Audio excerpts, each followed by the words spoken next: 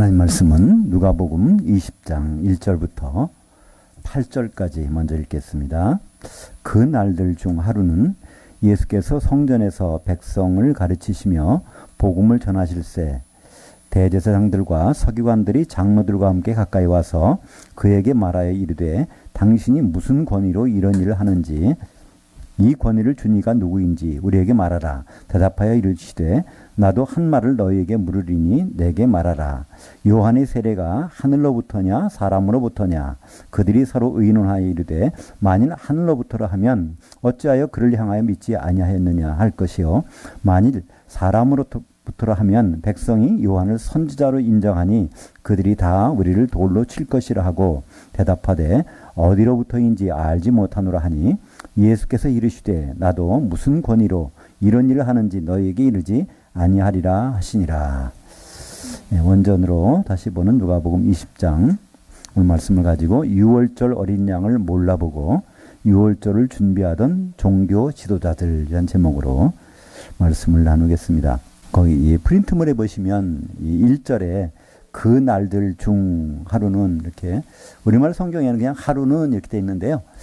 성경 원문에는 그 날들 중 그러니까 이 제가 프린트물을 준비하면서 성경에 있는 것을 집어넣을 때는 가로에다 넣고 집어넣고 거기에 도움이 될 만한 물은 그 구절은 빨간색으로 했는데 사실 빨간색이 아니라 그냥 거기 청색으로 해야 됩니다. 왜냐하면 성경 원문에 있는 말들이에요. 그 날들 중이라고 하면 지금 6월절을 행사를 하려면 6월절은 준비하는 기간이 있습니다. 그죠? 6월절 닷새 전에 어린 양을 선택을 하고 그 다음에 4일 동안 점검을 해서 그 다음에 6월절 때 양을 잡는 그인데 그 잡기 전에 요 4일간 점검하는 기간들 중 요건 이제 이것을 여기서 성경은 그거에 대해서 말씀하고 있죠. 그러니까 그 4일간 점검하는 것은 무엇이죠? 어린 양이 흠이 있는지 없는지를 따져봐야 되는 겁니다. 만약에 흠이 있는 것을 그냥 잡아서 하나님께 드리면 그건 무효입니다. 그러면 그건 뭐 말이 안 되는 거죠. 1년에 한 번 그걸 드리는 건데 그래서 4일 동안 점검하는 기간. 그러니까 예수님은 진짜 어린 양으로서 점검을 받으셔야 돼요. 율법으로 하자가 있는지 없는지를. 그래서 율법을 담당하는 사람들은 어디에 있죠? 예루살렘에 있습니다. 특별히 6월절 기간 중에는요. 성전에 들어가야 그 사람 만날 수 있어요. 이 6월절이라는 행사는 어디서 하는 거냐면 반드시 신명기 16장에 보면 거기에 6월절을 할 때는 반드시 내 이름을 두려고 지정한 곳에 가서 하라는 거예요. 그 자기 성에 거하는 성에 자기 동네에 서지 말라는 거예요. 거기에 지정한 곳 그것이 바로 솔로몬이 지었던 그 성전이죠. 그리고 스룹바벨 성전이고 헤롯 성전 안에 가서 6월절을 지내야 되기 때문에 그럼 6월절을 지내는 관계되는 율법을 행하는 모든 사람들은 성전에 가서 있는 것. 그래서 예수님은 이제 성전에 들어가셔서 율법으로 점검을 받으시는 장면이죠.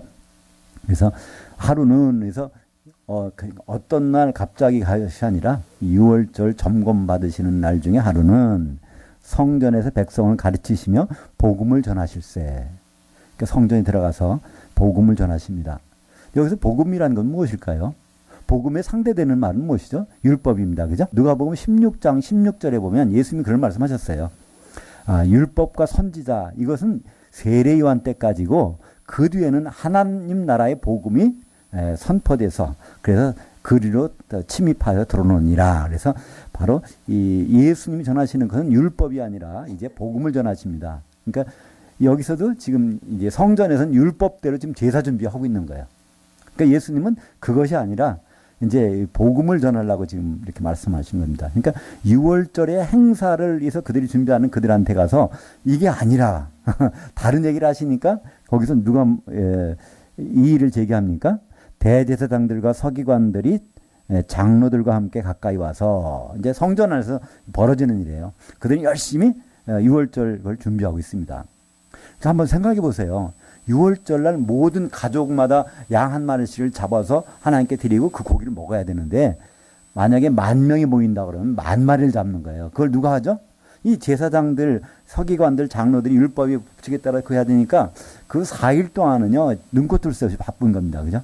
그 성전에서 10,000명이 아니라 수십만 명이 모인다 그러니까 그럼 그것을 4일 동안에 준비해서 해야 되는 이 사람들 얼마나 바쁜지 모르는데 그 예수님 그 성전에 들어가가지고 이게 아니라 거기서 무슨 말씀하셨겠어요? 6월절에 대한 아마 거기에 대해서 복음을 전하셨을 것 같아요. 6월절을 왜 하나님 왜 주셨는지 거기에 대해서 아마 말씀을 그러니까 복음을 전하셨다 그러죠. 율법을 설명해 주신 것이 아니고 그러니까 거기에서 이 사람들이 이 일을 제기합니다. 도대체 왜 여기서 딴소리 하느냐 이거예요. 우리 이제 앞으로 2월절 날 양 잡아서 하나님 바치는 거 하는데 예수는 거기 와서 전혀 다른 얘기를 하시니까 사실 하나님 나라의 일들을 정하는 것, 일들이라는 것이 결국은 뭘까요? 그것이 바로 구약에서는 절기로 나옵니다. 그래서 7개의 절기가 레위기 23장에 이제 등장하는데 7개의 절기가 쭉 나오죠. 맨 처음에 예수님이 오셔서 시작한 건 어떤 절기죠? 장막절 날 장막 치러 오셨다니까, 그죠? 그 다음에 이제 6월절, 그 다음에 무교절, 그 다음에 초곡절. 사실 성경에는 초곡절이라는 단어는 없어요. 제가 그거는 그냥 만들어 봤어요. 곡식단을 처음으로 흔드는 절기니까 초곡절. 성경에 초실절이라는 단어가 있는데 그거는 번역을 좀 잘못한 거예요. 그 맥추절을 초실절이라고 번역했는데 그건 좀 번역을 그래서 초실절, 맥추절과 구분하기 위해서 저는 초실절이라는 단어를 안 쓰고 초곡절이라는 단어를 씁니다. 이삭이 패어서 처음 나오는 한 알의 밀알이 땅에 떨어져서 썩어서 그것이 열매 맺는 그거 나오는 거. 예수님이 그 말씀하셨죠? 십자가 지기 전에 요한복음 12장 24절에서 한 알의 밀알에 대해서 말씀하시고 이제 내가 땅에 들어가서 썩으면 나중에 나와서 이삭이 패인다는 거예요. 이삭이 패이는 것 같고 알고 그건 다릅니다. 익지 않았어요. 그냥 풀인데 풀잎사귀 사이에서 이삭이 탁 튀어나오는 거예요. 그게 바로 예수님이 부활을 의미하죠. 그래서 그것이 바로 초곡절, 무교절 기간 중에 안식일 바로 다음 날, 그러니까 토요일 저녁부터 그 순간이 바로 이제 초곡절 흔드는 절기죠. 그 다음에 50일째 되는 날 돼서 이 곡식이 다 익어. 그러면 이제 탈곡해서 추수할 거잖아요. 그거를 밀가루를 만들어 가지고 떡을 해서 하나님께 흔드는 것. 그것이 이제 오순절. 그리고 나서 나팔절. 그리고 대속제일. 그 다음에 다시 장막절. 그래서 7개 절기인데 장막절 예수님이 오셨고 마지막에 장막절이 완성되는 거죠. 요한계시록 21장 3절에 보면 하나님이 장막이 그 예루살렘에 하나님 장막이라 하잖아요. 거기에 백성들이 들어와 있는 장면이 나오고 그 눈물 닦아주는 장면이 나오잖아요. 장막절이 완성되는 것. 그러니까 장막절은 그래서 시작할 때 예수님이 육신으로 오셨을 때도 장막절에 시작했고 마지막에 가서 바로 하나님의 장막 새 예루살렘 그것도 마지막에 가서 이루는. 그래서 이 절기들을 이루어가는 것이 하나님 나라의 일이거든요. 사도행전 1장에 봐도 3절에 그 말씀이 나오죠. 사도들은 불러가지고 하나님 나라의 일들에 대해서 말씀하시는 거예요. 우리가 지금 하나님 나라의 일에 대해서 3개 끝났지? 6월절, 무교절, 이제 뭐죠? 초곡절. 그러니까 다음 절기는 뭐예요? 오순절. 그때는 뭐가 필요하죠? 기름, 성령의 기름. 그래서 성령 세례에 대해서 말씀하시잖아요. 예수님은 바로 그 다음 절기를 말씀하신단 말이에요. 그러니까 하나님 나라의 일들은 바로 이제 이 절기를 통해서 하나하나 이게 와닿는 거죠. 그러니까 예수님의 공생의 모든 내용들은요, 한마디로 어디에 집중되어 있을까요? 6월절 하나입니다.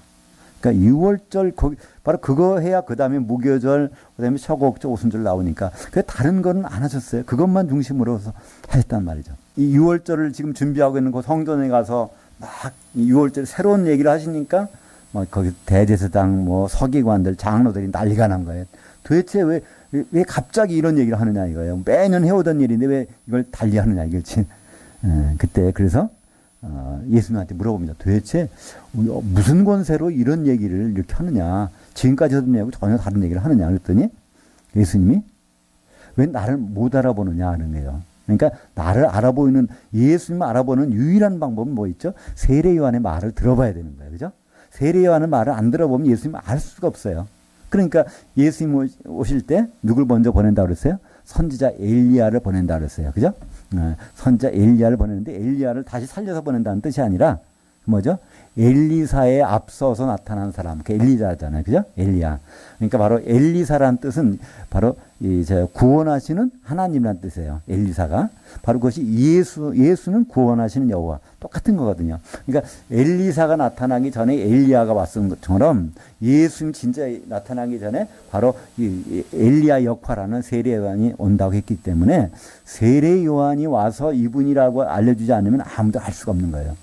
근데 그들은 그러면 세례요한이 물세를 줬는 것에 그게 어떻게 된가 물어보니까 그들은 대답을 못하는 거예요. 이게 하늘로 온 거냐 어떤가 물어보니까 그들은 대답을 못하는 겁니다. 그러니까 세례요한에 대해서 그들이 세례요한이 하는 말을 몰랐기 때문에 그들은 예수님을 알 수가 없는 거예요. 대체 요한복음 1장에 보면 세례요한이 얘기를 합니다. 하나님이 나를 보내서 물로 세례 주라고 하신 것은 어린 양을 세상에 드러내기, 이스라엘에 드러내기 위해서 그렇게 나는 물세례를 주고 있는 것이다. 사람들은 물세례를 받아서 회개하고 하나님께 돌아선다 그러는데요. 원래 요한복음의 목적은 그게 요한복음이 자기를 소개합니다. 나를 물로 세례 주라고 하신 그분이 언젠가는 성령이 비둘기가 내린 걸 보면 이분이 바로 이스라엘 드러내는 그분이라는 것을 나보고 하라고 하셨기 때문에 물로 세례를 주고 있다는 거예요. 그래서 세례 요한이 하는 말이 뭐죠? 요한복음 1장에 보면요. 예수님에 대해서 하는 말이 있어요. 1장 29절인가요? 세상 죄를 지고 가는 하나님의 어린 양을 보라. 이 어린 양이라는 거예요. 그게 무슨 어린 양이죠? 6월절 어린 양이라는 거예요. 이분이 어린 6월절 날 죽으실 어린 양이야 하는 거예요. 또 요한복음 1장 36절에도 이분이 바로 하나님의 그 어린 양이라는 거예요. 어린 양은 언제 바치는 거예요? 6월절 날. 그죠? 6월절 날 바쳐질 그 하나님의 어린 양이 이분이라는 거예요. 그걸 누가? 세례 요한이. 근데 이 서기관들, 대제사장들, 장로들은요. 세례 요한이 무슨 얘기 하는지를 모르니까. 그러니까 예수님을 알 턱이 없는 거죠. 그래서 예수님은 자기를 설명할 필요가 없는 거예요. 왜냐하면 세례 요한의 말도 안 믿는데 어떻게 나를 알겠느냐. 그래서 먼저 세례 요한에 대해서 물어보니까 그 사람들은 모른다는, 하늘로 왔는지 또 이 사람인지 그거에 대해서 말을 못 하겠다는 거예요. 그러니까 예수님도 그렇다면 나도 이 얘기를 않겠다. 설명해줘 봐야 모르니까. 예수님이 여기서 이 교만해서 말씀을 하는 것이 아니라 세례 요한이 와서 얘기를 해주는데도 모른다 그러면 그 관심이 없다면 내가 말해줘도 알 리가 없다는 것이죠. 그래서 이 예수님은 마태복음 5장 17절 이렇게 말씀하시죠. 내가 율법을 폐하러 온 것이 아니라 율법을 완전케 하러 온다는 거예요. 그러니까 모든 율법 1.1획도 다 성취가 돼야 된다는 거예요. 누굴 통해서? 예수님을 통해서. 예수님은 6월절 어린 양이라고 하면 이 양 잡는 절차가 율법에 있기 때문에 그걸 다 이행하셔야 됩니다. 출애굽기 12장 3절 하고 6절을 같이 읽어보겠습니다. 너희는 이스라엘 온 회중에게 말하여 이르라. 이달 열흘에 너희 각자가 어린 양을 취할지니 각 가족대로 그 식구를 위하여 어린 양을 취하되 이달 열나흔 날까지 간직하였다가 해질 때 이스라엘 회중에서 그 양을 잡고. 그러니까 열흘에서 열나흔 날 잡는 거니까 열흘이면 6월절 닷새 전이죠. 그죠? 닷새 전에 그것을 이제 취하는 거예요. 죽이는 게 아니라.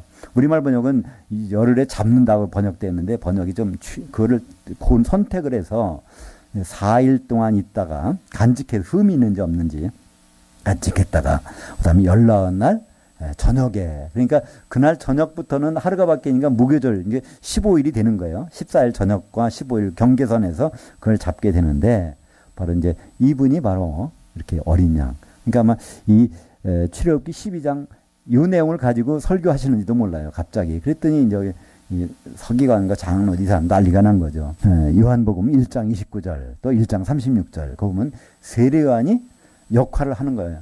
바로 이분야말로 하나님의 그 어린 양이다. 6월절날 십자가에 달리실 그 어린 양이라는 걸 두 번씩 얘기합니다. 그러니까 요한복음에서 핵심적인 단어는요. 6월절 어린 양입니다. 그래서 요한복음, 그러니까 다른 공관복음하고 요한복음은 굉장히 차이가 있죠. 근데 유일하게 중복돼서 게재된 내용이 있어요. 오병이의 사건. 다른 공관복음에 있는 건 요한은요. 기록을 안 합니다. 그거로 충분하니까. 근데 거기 있는 내용이 조금 이해가 안 될 부분 같으면 설명을 해주는데 대표적인 것이 오병이의 사건 하면서 오병이의 사건은 6월절이 이름에 하면서 오병이의 사건 6월절 때문에 그거를 이제 예수님이 하셨다는 거예요. 그분이 생명의 떡이라는 것을 알려주시기 위해서. 그죠? 그래서 이제 6월절. 그러니까 요한복음은 전체가 다 6월절 어린 양에 대한 얘기예요. 끝까지. 그래서 19장 30절에 보면 예수님이 다 이루어졌다 하는 거예요. 그게 도대체 뭐가 다 이루어졌다는 말인가? 6월절, 그죠? 6월절이 하나님 나라에서. 그러니까 이제 누가복음 22장 16절에 보면 최후의 만찬 하시면서 예수님이 그러십니다. 6월절을 하나님 나라에서 다시 이르기까지는 다시 6월절 안 먹겠다. 그러면서 22장 18절에서는 포도나무에서 난 것 입에 안 되겠다는 거예요. 6월절이 하나님 나라에서 이루어질 때까지는 포도나무에서 뭐가 난 것을 절대로 입에 안 되겠다. 그러더니 요한복음 이제 19장에 가서 28절에 가서 있습니다. 그럽니다. 목마르다. 그럼 이제 포도나무를 갖고 올 거 아니에요. 음료수는 포도주니까, 그죠? 물을 마시진 않으니까, 그 사람들은. 석회수가 있어서, 석회가루가. 그래서 입에 딱 대놓으니 그 순간에 다 이루었다. 이룬 게 아닙니다. 이루어졌다. 예수님이 이루실 수 있는 능력이 없어요. 왜 그럴까요? 왜냐면, 빌립보서 2장 6절인 것처럼 그분은 원래 하나님이시지만 죽으러 오시기 때문에 하나님의 모든 권세를 놓고 오셨어요. 그래서 죽으시는 거예요. 그러니까 그분을 통해서 이루어지는 거예요. 하나님이 그분을 살려주셔야 그분도 사는 거예요. 그죠?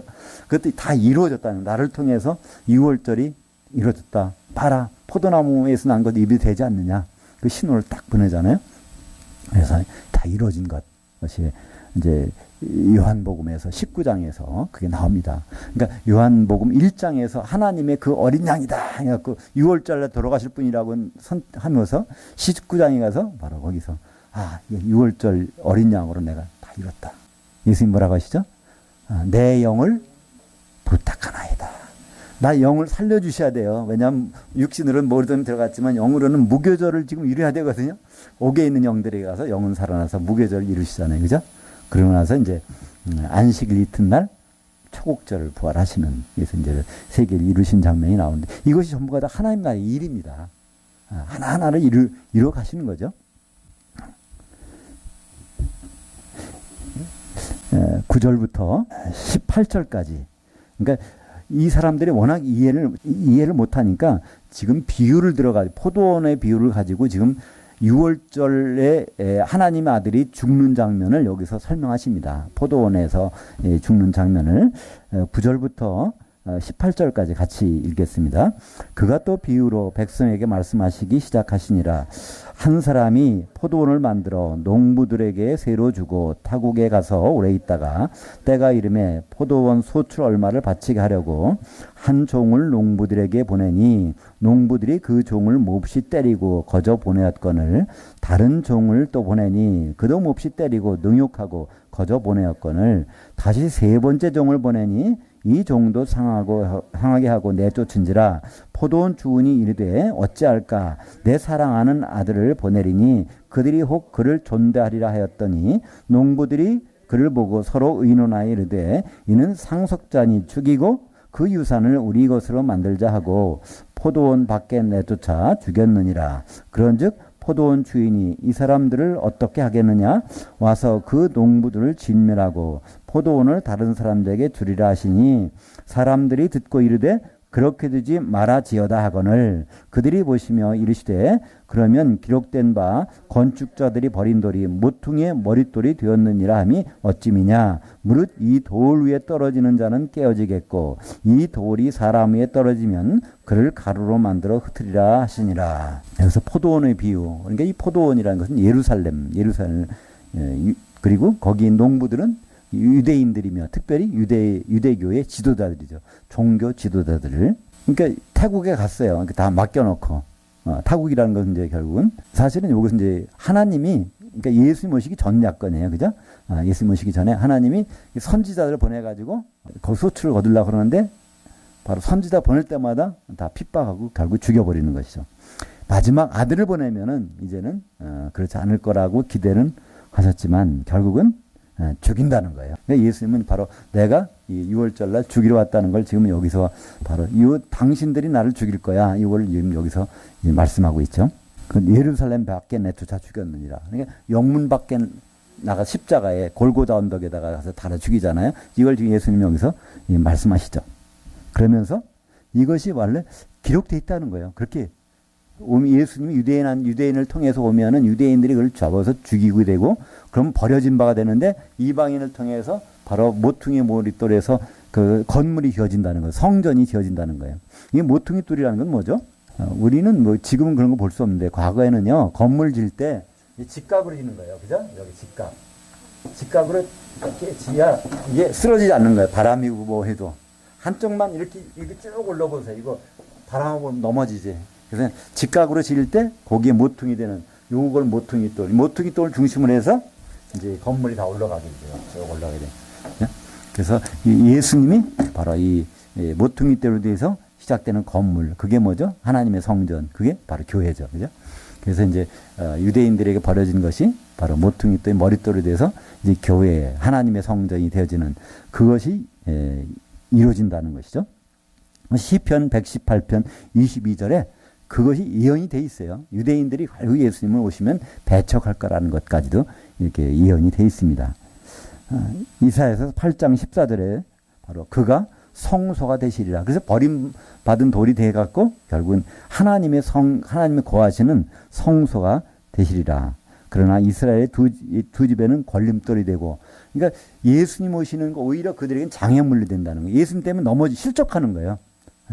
나중에는 심판을 받아서 완전히 멸망하게 되는 그런 지경까지 가게 된다는 것이죠. 걸려 넘어지고 부러질 것이고 덫에 걸려 잡힐 것. 그것이 이제 오늘 18절에 이 돌 위에 떨어지는 자는 깨어지겠고, 유대인들이 저기 넘어지는 거죠. 이 돌 위에 사람 위에 떨어지면 그를 가두로 만들어 흩으리라 하시니라. 그 심판에서 멸망의 길로 들어가게 되는 것이죠. 다니엘서 2장에 보면 거기에 이제 그 우상이 나오잖아요. 쭉 머리부터 금으로 돼서 쭉 이렇게 동과 주석과 철로 해서 마지막에는 이제 쇠가 되는데 흙하고 섞여서 나오는 거. 그러니까 마지막 시대 철로 된 거는 로마인데, 로마가 나중에서 이제 흙하고 섞여지는 거예요. 그러니까 열 나라로 갈라지는데, 그래서 그것들이 우상으로 되는 것을 갑자기 뜨인 돌이 와서 거기서 던져지니까 그 산산조각 나는 거예요. 그 뜨인 돌이라는 건 뭐냐면 이게 다듬지 않았다는 거예요. 그죠? 뭘 다듬으면 그게 우상이 되는 거거든요. 우상은 항상 다듬잖아요. 그죠? 뭐든 이렇게 다듬어서 만들어 놓잖아요. 다듬지 않은 돌. 예수님은 바로 하늘에 내려온 그분이 와서 우상을 이제 마지막에 주님 오시기 직전에 마귀가 진멸되는 사건, 적그리스도가 진멸되는 그 사건을 다니엘서 2장에서 나오는데, 그것이 바로 이제 오늘도 18절에 이 돌이 바로 산돌이신 예수 그리스도를 나타내고 있죠. 그래서 에베소서 2장 20절에 너희는 사도들 곧 선지자들이 터에 세우신 자들이라 그리스도께서 친히 모퉁이 돌이 되셨느니라. 그러니까 이 교회는 반석 위에 세워지는데, 이 반석은 누구죠? 반석 조각이 다 연결된 거죠. 반석 조각이 연결되면 사도들이 연결되면 그것이 바로 예수님 몸이잖아요. 그러니까 이 반석은 예수님 그리스도도 되고 또 사도들이 연결된 것 똑같은 얘기입니다. 그죠? 바로 사도들은 예수님을 잘라놓은 거니까, 분신이니까. 바로 그 위에 교회가 세워지는 것, 하나님의 성전 세워지는 것을 말씀하고 있습니다. 그러니까 이것을 말씀하니까 눈치는 빨라요, 이 사람들이. 그죠? 19절에 보니까 서기관들과 대제사장들이 예수의 이 비유는 자기들을 가리켜 말씀하신 줄 알고, 그러니까 자기들이 결국은 예수를 핍박하고 이래서 결국은 이제 망하게 될 거라는 걸, 그거를 한 것을 알고, 이제 개교를 부리는 거예요. 자기들은 할 수 없다는 거예요. 누구한테? 총독한테 가서 이 사람 이제 고소해서, 총독은 이제 완전히 그럴 권한이 있으니까, 죽일 수 있는 권한. 그러니까 황제의 총독이니까요. 그러니까 빌라도한테 뭐를 책 잡혀가지고 거기 가서 하려고 이제 고소한 조건을 찾는 거죠. 그러니까 세금 바치는 것 때문에 하는 거죠. 그러니까 여기서 가이사에게 이거 바쳐야 되느냐 말아야 되느냐.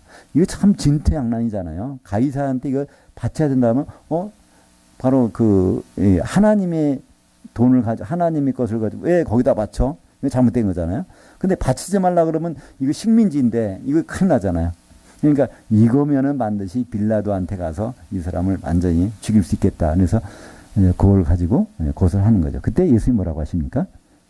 가이사에게는 가이사에게, 하나님의 것은 하나님에게. 그러니까 더 이상 할 말이 없는 거예요. 그러니까 율법으로 흠을 잡아보려고 그러는데 흠이 안 잡히는 겁니다. 책 잡히지가 않는 거죠. 결국은 이제 이런 단계에 계속 같이 마지막에 이제 빌라델 법정에 가잖아요. 그것이 요한복음 18장 38절 하반절을 같이 읽어보죠.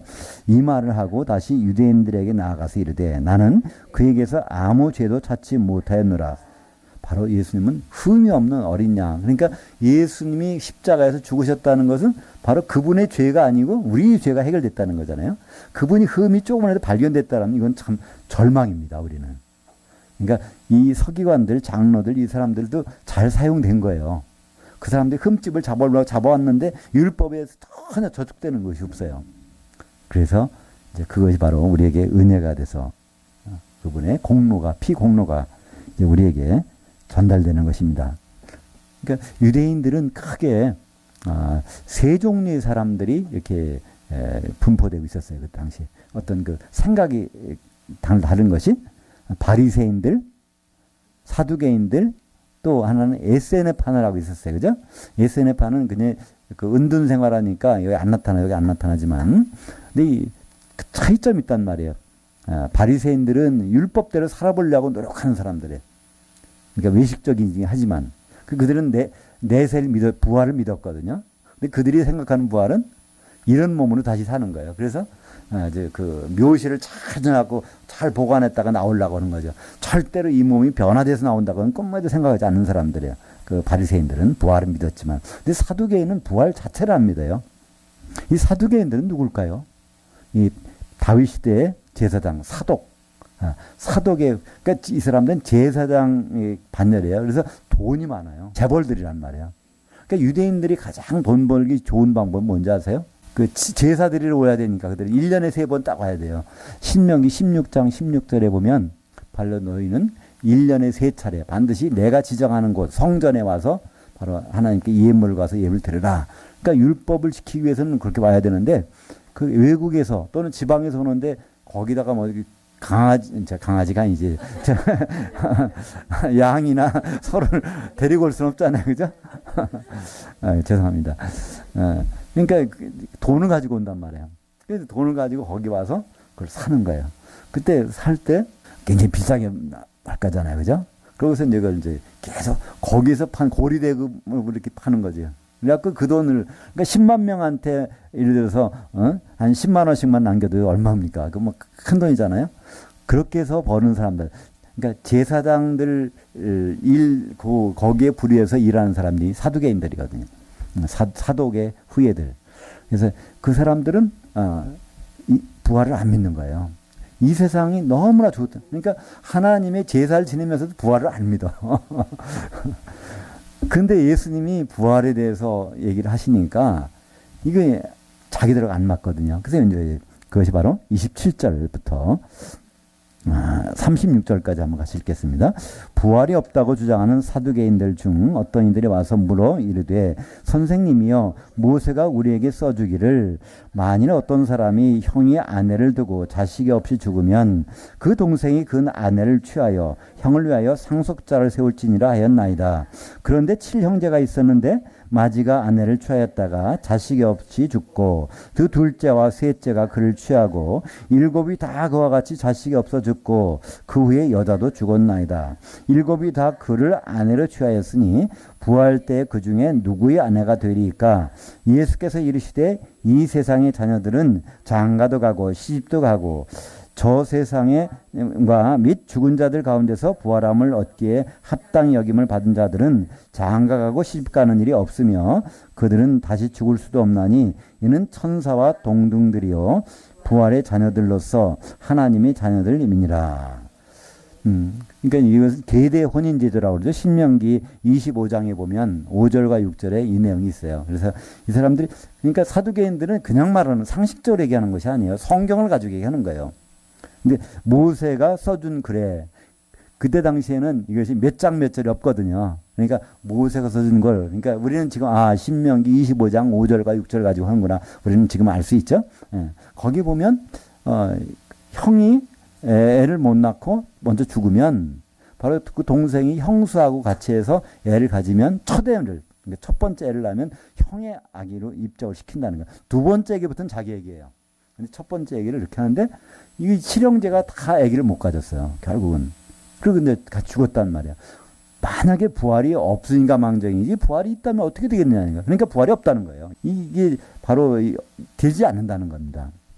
근데 거기서 예수님이 말씀하시죠. 이 세상은 맞다는 거예요. 이 세상은 그래. 근데 예수님 말씀은 다음 세상을 얘기하는 거예요. 그죠? 저 세상이는 원래는 저 다음 세대입니다. 다음 시대라는 건 천년왕국 시대예요. 그죠? 천년왕국 시대에는 그런 결혼이 없다는 거예요. 왜 그럴까요? 천년왕국 시대에는 결혼 딱 한 번밖에 없어요. 누구와? 신랑이 하나밖에 없으니까. 예수님과 우리 성도들이 신랑, 그 결혼을 위해서 준비해서 그때까지 가는 거지, 거기서 따로 살고, 그때 가서 또, 우리 가족 그때 가서 만나자, 거기서 뭐 증조할아버지, 고조할아버지, 뭐 손주들 만나서, 천국에서 같이 지내는 그런 거 없단 말이에요. 이들이 너무 그것을 오해했다는 것이죠. 그러니까 이런 부분은 그때만 아니고 지금도 많이 오해하잖아요. 우리는 지금도 그런 줄 알아요. 이 가족 관계가 이어지는 줄 안단 말이에요. 거기 가서. 죽은 다음에 부활해갖고 서로 다시 거기서 만나는 것으로. 근데 그거는 전혀 거기나 똑같아요. 우리가 쉽게 생각해서 누에가 뽕잎을 먹고 있다가 우리 나중에 다음 세상에서 다시 또 뽕잎 같이 먹자 이렇게 하는 건 똑같단 말이에요. 근데 한번 누에꽃이 속에 들어가서는 누에로 안 나온단 말이야. 나비 세계를 다른 거로 하는데 우리 똑같이 지금도 이렇게 하는 이 관계가 계속 이어지는 줄 알고, 그래서 우리 가족부터 구원해야 돼, 가족부터 먼저 얘기하는데 그거는 우리 생각이에요. 물론 그건 좋은 전통이에요. 가족부터 구한다는 것은. 그러나 그거는 성경적인 것은 아니야. 전혀 다른 거예요. 그죠? 가족들을 주신 이유는 우리가 본을 보여서 그들을 인도하는 그런 사명을 가지고 서로 돕는 관계를 이해하는 것이지, 순서가 가족부터 구하는 거. 그렇게 따지면 예수님도 잘못됐죠. 그죠? 예수님도 순서가 보면 틀렸어. 나중에 보면 동생들이 믿긴 믿잖아요. 그러나 순서는 그게 아니란 말이에요. 그죠? 오히려 예수님 뭐라고 하셨죠? 누가 내 형제고 누가 내 어머니냐 그러는 거예요. 저 사람도 아니라는 거예요. 그래서 우리가 생각하는 전통은 가족부터지만 성경에서 말하는 가족의 개념은 전혀 구분되는 것이죠. 그래서 우리는 우리 육신의 가족들은 귀한 존재들이에요. 그들을 통해서 하나님 뜻을 발견할 수도 있고, 그들을 위해서 또 내가 하나님을 바로 쓸 수도 있고, 그러니까 하나님이 그런 아주 귀한 존재를 주긴 주었지만, 구원의 순서로 주신 것은 절대로 아니란 말이죠. 그 관계는. 그러니까 가족 중에, 가족들이 예수를 안 믿고 또 한단 말이야. 그러면 오히려, 내가 아직 덜 준비됐구나. 저분들이 마음 움직일 정도까지 안 됐구나. 그래서 우리를 조금 다스려 보면 될 거잖아요. 그죠? 그 사람들 책망하기 전에. 그죠? 그렇게, 우리를 돌아볼 수 있는 그런 그 기회로 우리는 그들을 귀한 존재로 사용하는 것 뿐이지, 그들이 내세에 가서도 그 관계가 계속 똑같은 관계는 아니라는 거죠. 고린도전서 15장 44절, 49절 읽겠습니다.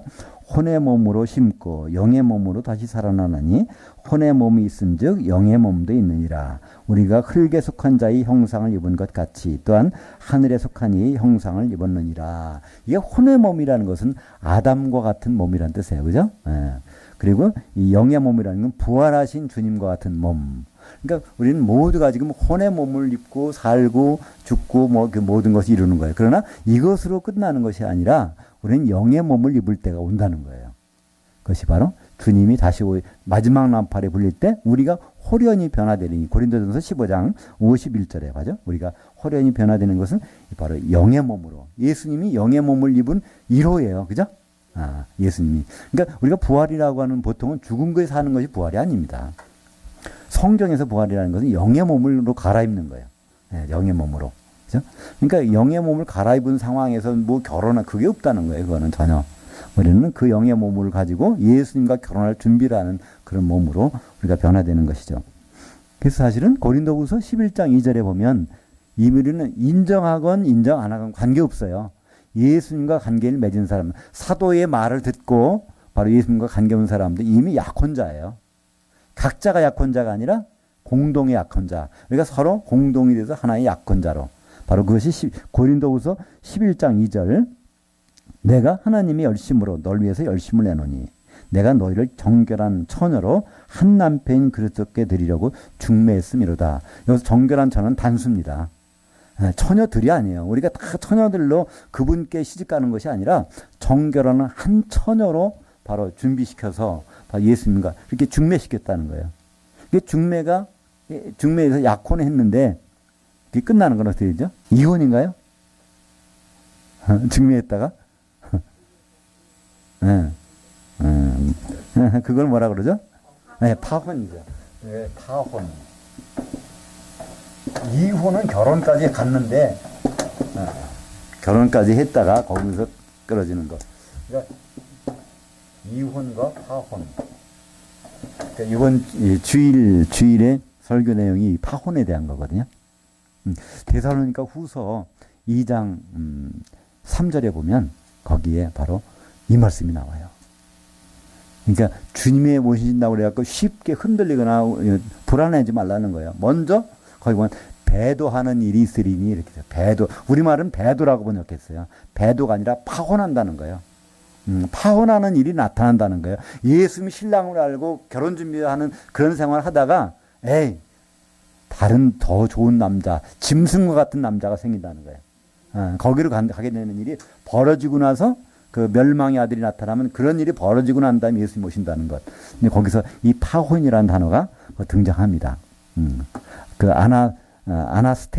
아포스테이아라는 단어가 나오는데요. 성경에 거의 안 나온다는데 아포스테이아.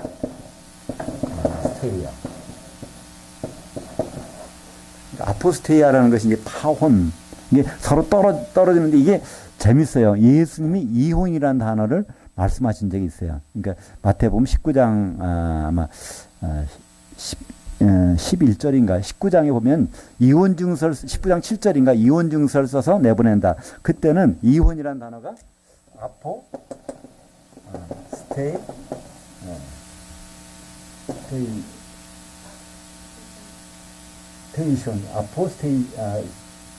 아포스테이온. 예수님은 거기서 이혼증서할 때 아포스테이온 이건 중성이에요. 서로가 같이 떨어져 나가는 거예요. 그죠? 근데 이 파혼이라는 단어는 이건요. 여성을 썼어요.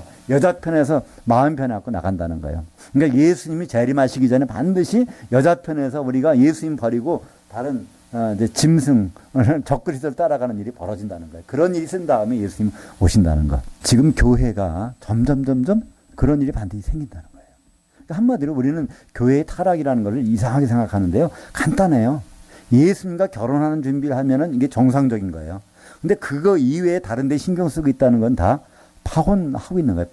결혼은 이 약혼을 파혼하는 거예요. 파혼해. 우리는 어떤 교회, 교회 지도자들이 이렇게 남녀 관계, 그 관계에서 잘못하고 그것만 파혼이 아니에요. 세상 물질을 하게 하고 이 세상의 모든 것에다가 하는 것 다른 그러니까 주님과의 결혼과 관계없는 다른 쪽에다가 관심 갖게 하는 게 다 파혼이란 말이에요. 그죠? 주님과 결혼에 방해되는 것들이니까 그런 이들이 있은 다음에 주님이 오신다는 거. 데살로니가 후서 이제 2장 3절에 이 파혼이라는 단어가 나오는데 그것이 파혼이라는 단어는 왜 나올까요? 중매에 약혼했기 때문에 나오잖아요.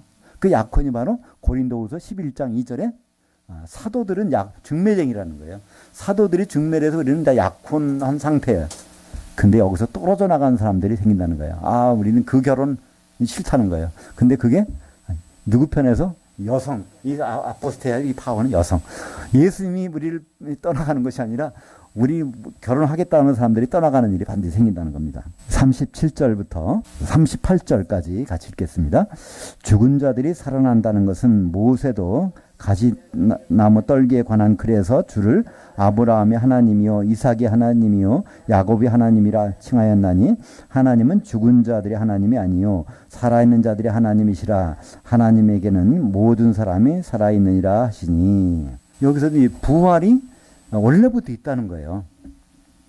예수님은 이것을 모세도 가시나무 떨기에 관한 글에서 출애굽기 나온 건데 출애굽기 몇 장 몇 절이라는 것이 없으니까 예수님도 그냥 이렇게 말씀하셨어요. 그죠? 출애굽기 3장 15절과 16절에 보면 거기 모세를 불러다가 너희들 이제 애굽에 가서 너희 광야에 여기 미디안 광야에 있는데 가시떨기에 나를 만나는데 이제 바로 애굽으로 돌아가서 거기는 백성들을 데리고 나오라. 했더니 모세가 누가 보냈다고 하죠? 바로 나는 여호와인데 아브라함의 하나님, 이삭의 하나님, 야곱의 하나님 보냈다고 하라. 이 뜻이 그냥 뭐냐는 거예요. 우리는 보통 이렇게 생각합니다. 아브라함의 하나님, 이삭의 하나님, 야곱의 하나님. 그럼 산자의 하나님이다. 아브라함 살았을 때는 아브라함의 하나님이고 이삭이 살았을 때는 이삭의 하나님이고 야곱이 살았을 때는 야곱이 하나님이고 이런 뜻이 아니라는 거예요. 지금 모세한테 그 말씀하실 때는요. 아브라함도 죽었고 이삭도 죽었고 야곱도 죽은 거예요. 그리고 한 400년이 지난 거예요. 훨씬 더 지났어요.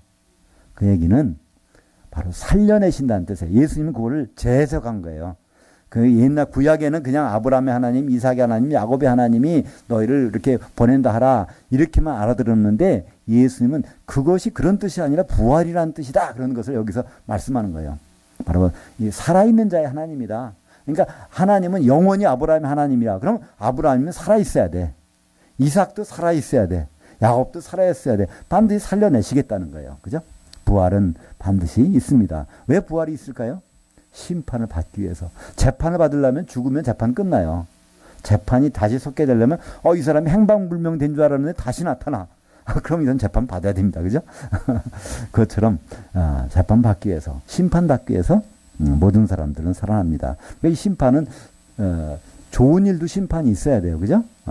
우리 시험 치르는 일이 뭘까요? 뭐 공무원 시험, 또 뭐 사법고시, 뭐 다 시험은요. 그 결과에 따라 좋은 일이 있을 수 있는 거예요. 또 결과가 나쁠 수도 있지만 이 심판이라는 건 반드시 나쁜 것은 아닙니다. 바로 하나님의 어떤 결정에 어떤 방향으로 가는지를 구분하는 내용이기 때문에 하나님 반드시 우리도 누구든지 살려주실 것입니다.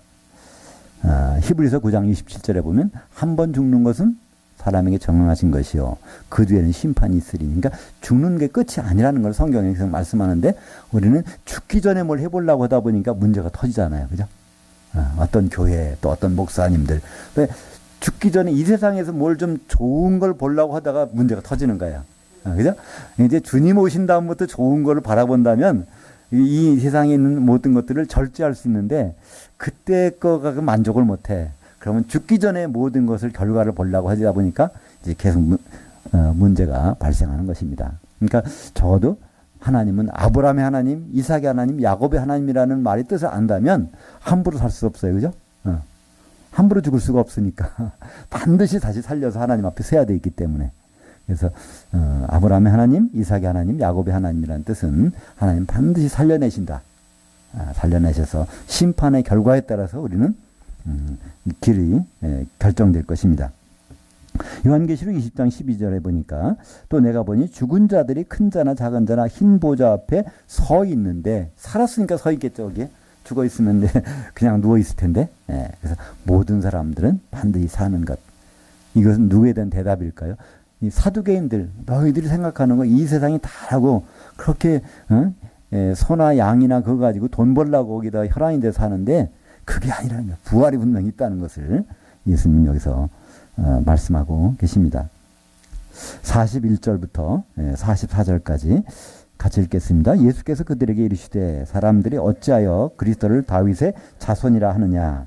시편에 다윗이 친히 말씀했을 때 주께서 내 주께 이르시되 내가 네 원수를 네 발등상으로 삼을 때까지 내 우편에 앉았으라 하셨도다 하였느니라.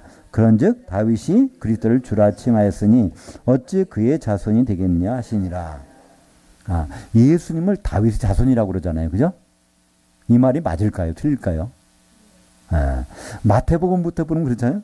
아브라함과 다윗의 자손 예수 그리스도의 세계라. 이거 틀린 말이에요. 거기서는 아들이라고 번역해요. 그죠? 아브라함의 아들, 족보의 가운데 이삭이 나오잖아요. 그죠? 다윗의 아들, 그 족보 가운데 솔로몬이 나오잖아요. 요 역할을 하는 분이 예수님이라는 거죠. 이삭은 한 아내를 하나의 남편 되시는 분, 성전을 지으시는 분, 바로 예수님을 그런 분으로 소개하는 것이 이제 마태복음인데 그걸 자손이라고 그러니까 다윗의 자손. 물론 거기에 맹인들이 다윗의 자손이여 하는 수가 있어요. 그건 몰라서 그러는 것이지 예수님은 난 다윗의 자손이 아니라는 거예요. 오히려 다윗의 씨라고 그러는 거예요. 씨.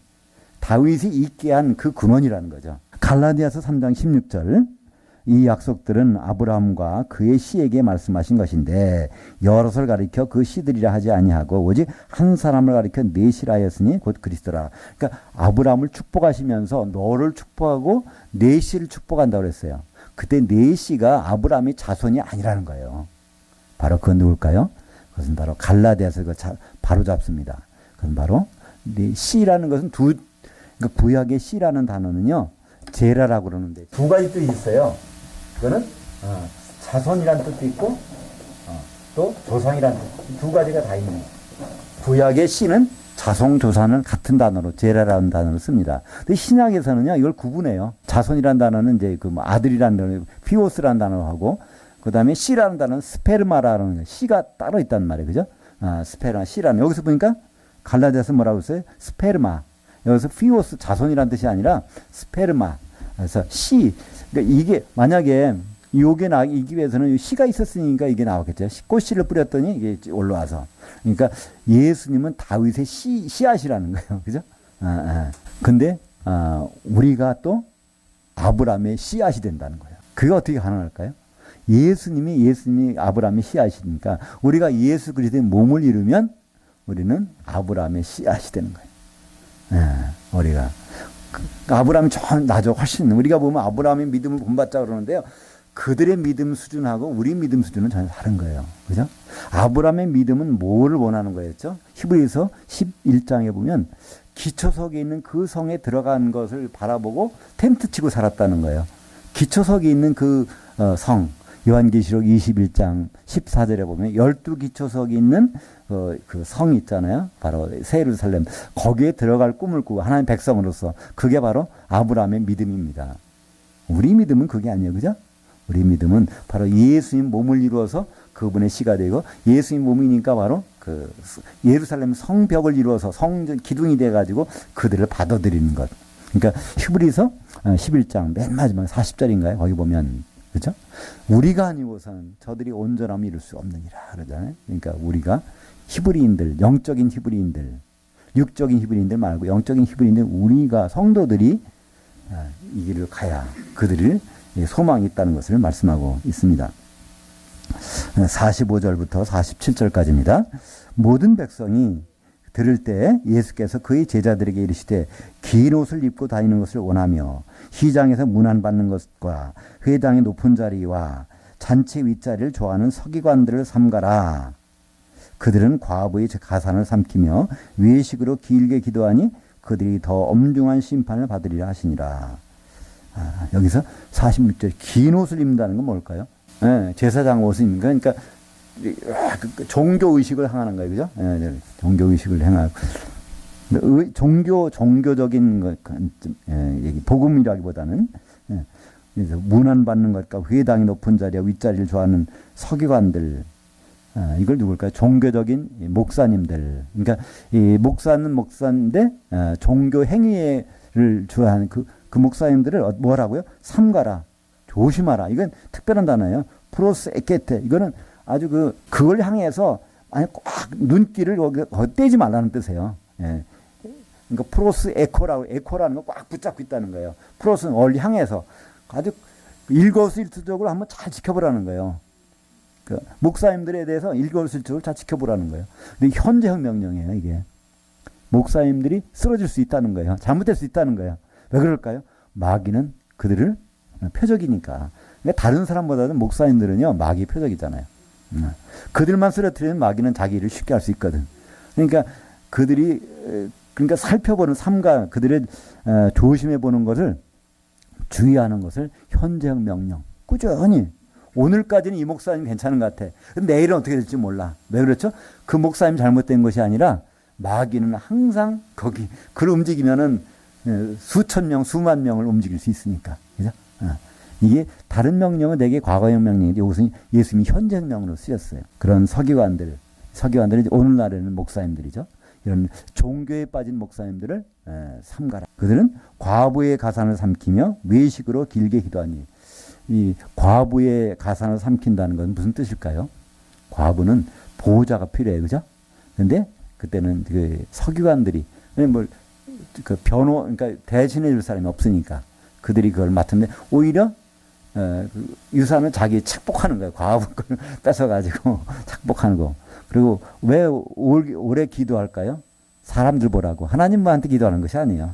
사람한테. 그러니까 사람의 신경 쓰는 그런 목사님들을 조심하라는 겁니다. 그들은 또 하나님이 그냥 안 두시겠다는. 근데 거기 딸려가면요. 같이 손해보거든요. 그죠? 마태복음 15장 14절인가. 그죠? 맹인이 인도하면 둘 다 구덩이에 빠지느니라. 그런 일이 있는다는 것을 예수님은 예측하고 있다는 말이에요. 지금도 그런 일은 벌어지고 있을 거예요. 그죠?